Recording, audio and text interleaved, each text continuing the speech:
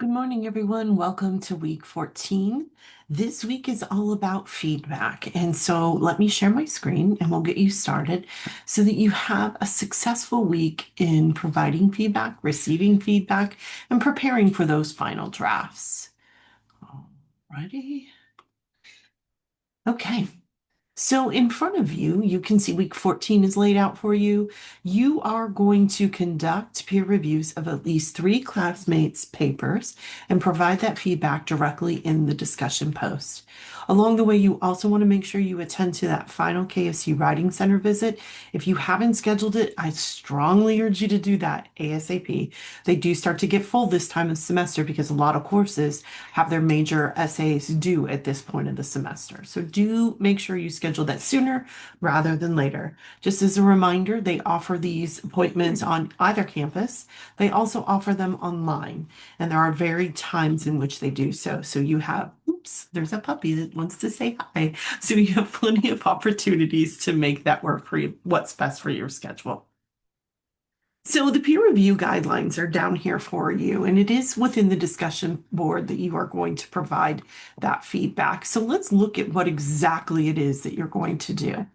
You need to choose 3 people's papers, and I really strongly urge you to choose papers that don't have feedback or have less feedback than others. The idea is not to give everybody a feedback to one person, but to make sure everyone gets a minimum of 2 peer reviews from you guys so that they have that support going into that final essay.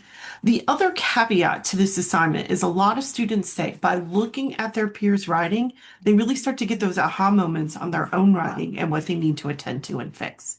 So here's the process. You're going to download your peers' rough draft that they've loaded to the discussion board. You're going to use the comment features in Microsoft Word. It's up here to the right, and it says review, and then it says peer edit comments. That's what you want to use. I've given you some guidelines of what you're looking for and how to provide that feedback.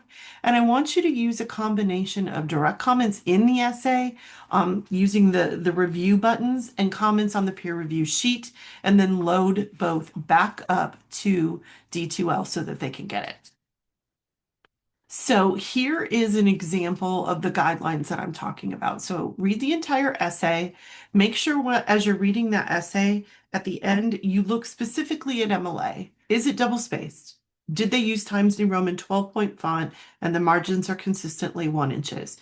Did they have a header? And in that header, they have the page number that is consistent. Now, that page number shouldn't float to a different page. If it's floating to a different page, it's not in the header. So those are the things that you can look for. Title. Does the paper have a title? It needs to have a title that is center spaced. Then I want you to take a look for the thesis. Does the thesis take a stand? Is it using see it as its model? Is it using that counterclaim, claim, rationale, although, while, and is it clearly a problem solution or cause and effect? That's what you're looking for in that thesis statement. Then look at organization. Look at the paragraphs and how they're organized. Is there a main idea to each of those body sections? Or does it just say, see it lens, and it just starts talking about economics? How is it being organized? How are the sources being incorporated? A good rule of thumb is if sources are being incorporated into a body section, there should be a minimum of 2. You should not have 1 paragraph about this source and 1 paragraph about this source. That is not synthesis. So you want to make sure that you're giving your peer feedback on making sure that the research is integrated properly.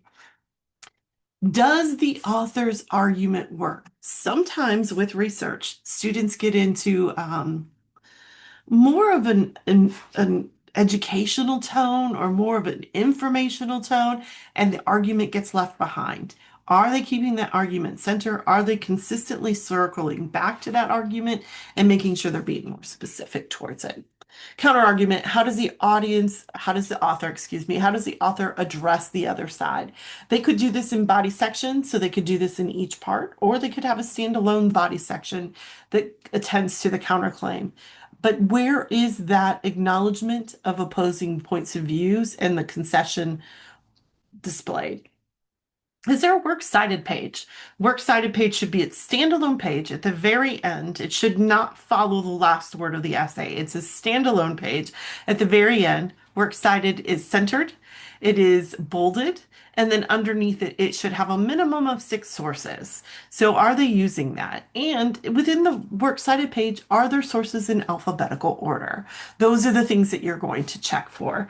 Lastly, grammar mechanics, really honestly, I would like you not to focus on 8 as much as I want you to focus on 1, 2, 3, 4, 5, 6. Those are the most important pieces.